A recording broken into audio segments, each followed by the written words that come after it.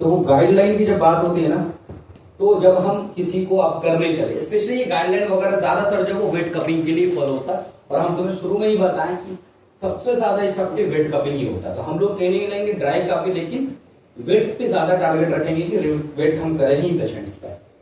तो पहला चीज गाइडलाइन करना कि हमने पता कि ये इन्वेसिव मेथड्स है, और इन्वेसिव मेथड्स होने की वजह से क्या हो जाएगा, इसमें दिक्कतें आएंगी। हम कट कर रहे तो कभी भी बॉडी की कोई भी पार्ट अगर हम जब कट करें तो वायरल मार्कर्स कराना ही होगा पेशेंट को है या नहीं है।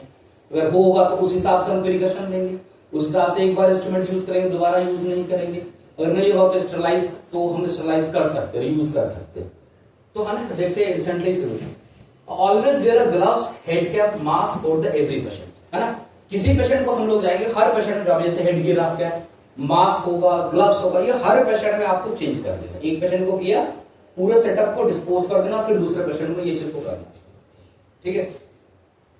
उसके बाद क्या करते हैं, नेक्स्ट हम लोग अगर देखते हैं, इस वजह से हम लोग देखते हैं क्योंकि ये चीज इसलिए गाइडलाइन को फॉलो करने की जरूरत है कि कुछ डॉक्यूमेंटेड केस है। डॉक्यूमेंटेड केस का मतलब ये है कि अब कोई गड़बड़ी हुई, उसका रिकॉर्ड बना, आप कोई गड़बड़ कर दिया, रिकॉर्ड नहीं भी बनता है।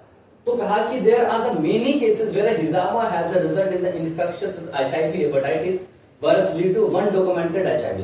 यानी ऐसा देखा गया कि हिजामा करते वक्त एक पेशेंट एचआईवी के मिले थे, जो कि क्रॉस इन्फेक्शन हुआ था, और infection has occurred in Saudi Arabia में। पहला केस जो आइडेंटिफाई हुआ, जो रिकॉर्ड है ना, कि कोरोना स्टार्ट हुआ तो पहला कहां हुआ भाई, तो चाइना में हुआ।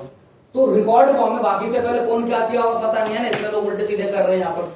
पहले बोला कि जो भी ट्रेनिंग लेके करना चाहते हैं, 6 महीना साल भर का रेजिमेंटल थेरेपी का कोर्स होता है वो सब। लेकिन एक कंप्लीट स्किल बेस्ड ट्रेनर बड़ा अच्छी ट्रेनिंग लेने के बाद ही बन पाता, अच्छी प्रैक्टिस के बाद ही बन पाता। तो पहला यहाँ पे देखना है। उसके बाद all basically work material such as chairs, जो भी हम मटेरियल उसमें, जैसे चेयर है या ये टेबल हम लोग यूज करेंगे ना, and table are truly clean using the suitable disinfectant. इसको कंप्लीट क्या करेंगे, डिसइंफेक्टेंट से, या फिर आपके पास डिस्पोजेबल बेडशीट आता है, एक बार लगा फिर उसको हम फेंक सकते हैं, तो वो हम लोग उसका इस्तेमाल करेंगे। Between the patients and the end of the each working day and after spelling other, या तो हम बेड को हर कोशिश करेंगे, बेटर अच्छा होगा हर पेशेंट को फिर समझा, जैसे ओटी एक बार हो गया, समझो मैंने ओटी वाला प्रोसीजर प्रोटोकॉल यहाँ पे करना होता है, कंप्लीट ओटी वाला प्रोटोकॉल करना होता है। तो एक बार हमने क्लीन कर दिया बेड को, एक पेशेंट को किया, वेट की बात कर रहे हैं हम लोग, और फिर दूसरा अगर करेंगे तो फिर से बेड को क्या करना होगा, क्लीन करना होगा या डिस्पोज करना होगा, ये चीज करना होगा, ठीक। उसके बाद क्या करते हैं, एक्सेसिव प्रिस्पिरेशन। एक्सेसिव प्रिस्पिरेशन का एक थ्योरी है, तो वो कहते भी है कि do not bleed the one who, किसी उस लोगों का ब्लड नहीं निकालना है, नहीं निकालना, do not sweating the one who is bleeding, है ना, वन हु इज ब्लीडिंग, उस लोगों का ब्लड नहीं निकालना जो ऑलरेडी कहीं से ब्लड निकल रहा है उसका। मान लो कोई इंजुरीज का केसेस है, या किसी को कंप्लेंट तुम्हारे पास है कि हमको खून की उल्टी हो रही, वैसे कंडीशन में हमको हिजामा नहीं करना। किसी को पाइल्स हो रहा, उस टाइम ब्लीड बहुत ज्यादा हो रहा है, तो उस टाइम हिजामा, वैसे कंडीशन में हिजामा नहीं करना। तो ये थ्योरीज कहती है डू नॉट ब्लीड, हमको ब्लीड नहीं करना है वैसे व्यक्ति के अंदर में जो स्वेटिंग, या आपको बहुत एक्सर्शन कर रहा, खूब खेल कूद क्या कर, अभी तुमको बताया कि थोड़ा सा वार्म कर लेना है हिजामा से पहले, अब इतना ना वार्म कर लिया पसीना पसीना हो गया, तो उस टाइम हिजामा नहीं करना है, पहले उसको पसीने को होल्ड करना, पानी पिलाना, तब कूल करना, तब करना। तो एक्सेसिव स्वेटिंग अगर हो रहा तो नहीं करना, और एक्सेसिव ब्लीड अगर नॉर्मली उसको हो रहा तो उस वैसे व्यक्ति को हिजामा नहीं करना। पहले ब्लीडिंग है तो ब्लीडिंग कंट्रोल करना है, या फिर अभी पसीना पसीना हो रहा तो पहले पसीने को कूल होने देना, तब जाकर के उसको क्या करना करना है। हीमोफीलिया एक बीमारी है, ब्लीडिंग डिसऑर्डर, इसमें कट लगने के बाद ब्लीड रुकता नहीं, इसलिए मैं क्या बोला, बीटीसीटी हम लोग करा लेंगे, रिपोर्ट आ जाएगा। कल मैं बार बार करो, वेटिंग कपी से पहले भूल के भी कोई चिल्ला चिल्ला के बोले हमको ये बीमारी नहीं है, तुमको अपना करा ही लेना, क्योंकि पहले पेशेंट कुछ बोलेगा, जब फंसे हो तो फिर तुम्हें को पकड़ेगा। तो इसलिए प्रोटोकॉल कहती है कि वायरल मार्कर, बीटीसीटी और सीबीसी हम लोग चेक कर सकते हैं उसके अंदर, क्योंकि सीबीसी से लेकिन एनीमिया बहुत ज्यादा, अगर सीवियर एनीमिया हो तो हम लोग नहीं करते, ठीक है। तो haemophilia it is a genetic disorder है, और इस बीमारी में क्या होता है, impair body ability to control blood clotting, है ना, कि जब कट करोगे और ब्लड निकलेगा तो ब्लड क्लॉट ही नहीं होगा वहां पर, तो ब्लड कंटिन्यू बहुत ज्यादा ब्लड निकल जाएगा, इतना हमको नहीं निकलना, जब निकलता रहेगा तो वो हमारा बेनिफिट की जगह हार्मफुल इफेक्ट शो होने लगेगा। तो हीमोफिलिक पेशेंट का भी गाइडलाइन में आपको पता चलेगा कि पेशेंट हीमोफिलिक है तो हमको उसको कभी नहीं करना है, ठीक है।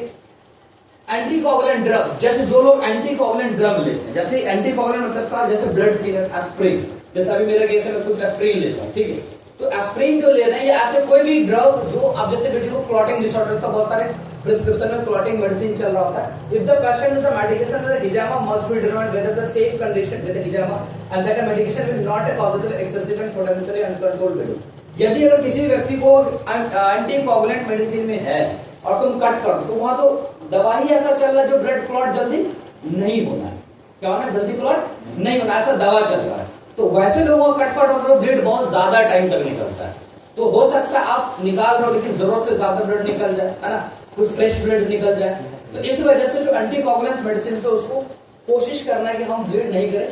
अब लेकिन अगर उस पेशेंट को अगर कंडीशन ऐसा भी हो सकता है, पेशेंट आपके पास आए कि एंटीकोगुलेंट ड्रग पे अब ये 6 महीना चलेगा, 10 महीना चलेगा, 1 साल चलेगा, 2 साल चलेगा, लेकिन हिजामा भी बहुत जरूरी बन रहा है, तो वैसे कंडीशन में क्या करो, उसके डॉक्टर के पास देखना है जिससे वो दवा खा रहा है। उसको ये चीज चेक करवाना मेडिसिन का जिससे भी खा रहा है कि भाई आप ये सर से रिटर्न ले आओ, तुम एक दिन दवा अगर रोके तो हमको कोई दिक्कत तो नहीं होगी। रिटर्न सब कुछ काम है, तो बार इथिकल रिटर्न काम करना, कल वो क्लेम नहीं आएगा।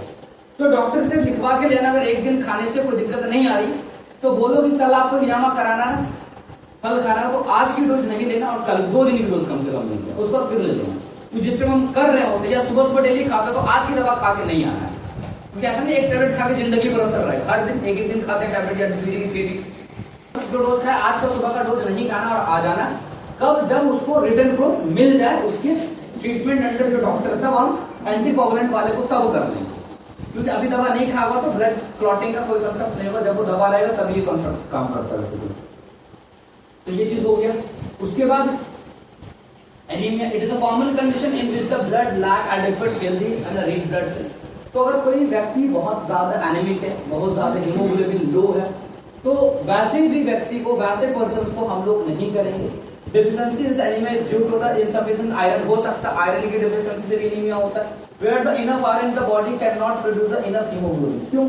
क्योंकि अभी मैं तुमको बताया था कि हम एनीमिया की कंडीशन में स्पेशली अगर तुम डायग्नोसिस कर पाते हो, आयरन डेफिशिएंसी तो नहीं कराना। अभी मैं बताया था क्या निकलता, फेरिटिन, याद है? फेरिटिन सुन बताया था कि जो हिजामा का ब्लड निकला उसको टेस्ट करा। फेरिटिन किसको बाइंड करता? आयरन को बाइंड करता है। तो नॉर्मली वो बॉडी में चाहिए, क्योंकि वही आयरन फिर से ब्लड हीमोग्लोबिन बनने में क्या जरूरत पड़ती है, आयरन की जरूरत पड़ती है।